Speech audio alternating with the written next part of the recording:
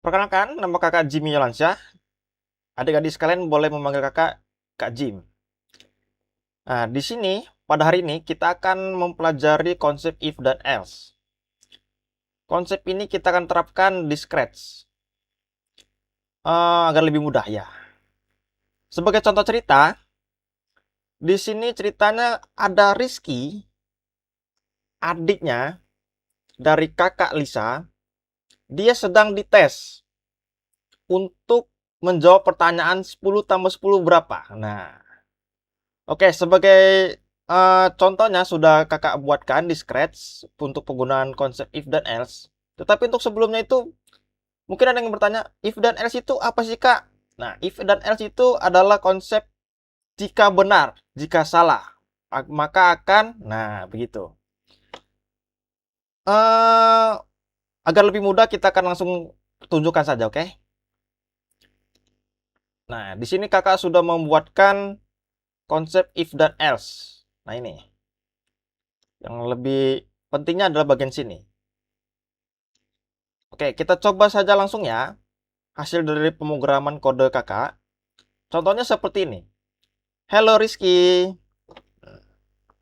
berapa hasil dari 10 tambah 10? Misalnya si Rizky menjawab salah. Misalnya Rizky menjawab 5. Maka kakaknya bernamakan Lisa akan mengatakan salah. Nah, jadi dia akan menghasilkan sebuah output pernyataan salah.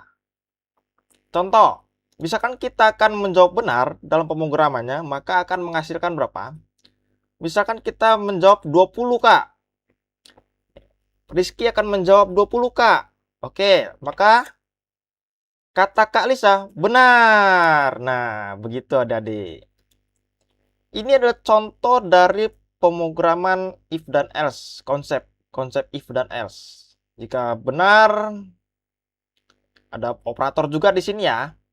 Kita akan coba ulik satu persatu kode pemrogramannya, oke? Yang lain akan kita singkirkan dulu. Misal,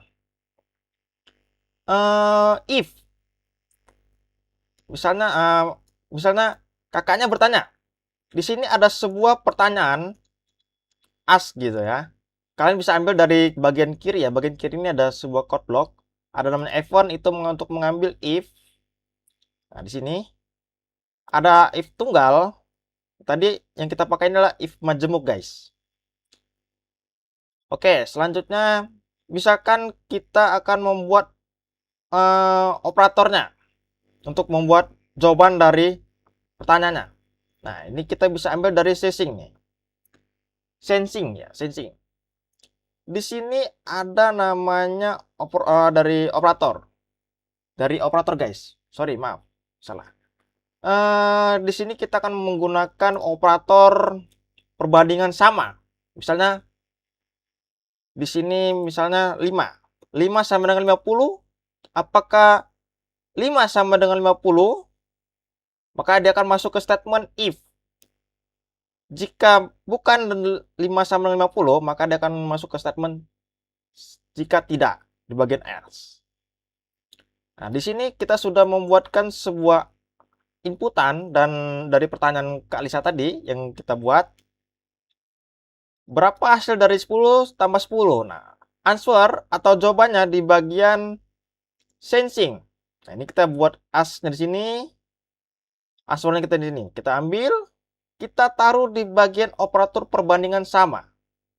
Nah, seperti ini contohnya.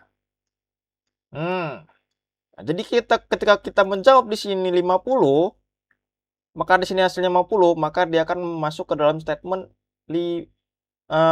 if. Nah, begitu ya. Ini misalnya kita ubah nih di sini. Kalau sudah, kita akan taruh di sini, guys. Maka hasilnya akan seperti ini. If dan else. Itulah konsepnya. Contoh lain dari konsep if dan else, itu seperti mobil. Misalkan mobil itu berada di lampu merah. Misalkan mobil itu berada di lampu merah. Nah, jika lampu merah itu menyalakan lampunya itu warnanya merah, maka mobil itu akan berhenti. If color like red, is red, maka mobilnya akan berhenti. The car will stop. Jika tidak, maka dia akan mengganti warna kan, misalnya warna kuning, maka mobil itu akan berjalan. So the car will move. Nah, seperti itu adik-adik.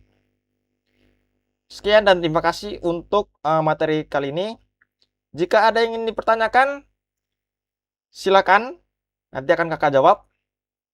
Atau mungkin ada yang masih belum bingung, masih belum mengerti atau bingung, kakak akan berikan contoh lain dari if dan else. Jika benar dan jika salah. Misalkan jika jika keran air dibuka, maka airnya akan keluar, guys. Misalnya keran air di bak mandi kalian ya. Jika keran airnya kalian tutup, maka airnya akan tertutup. Maka airnya tidak akan mengalir. Nah, seperti itu contohnya. Itu contoh sederhana dari kehidupan sehari-hari. Nah, mungkin ada yang ingin bertanya, untuk apa sih if dan else ini di pemrograman? Nah, ini sangat penting, guys. Karena ini selalu digunakan dalam pemrograman. Maka ini masuk ke dalam konsep yang paling penting di pemrograman. Itu saja.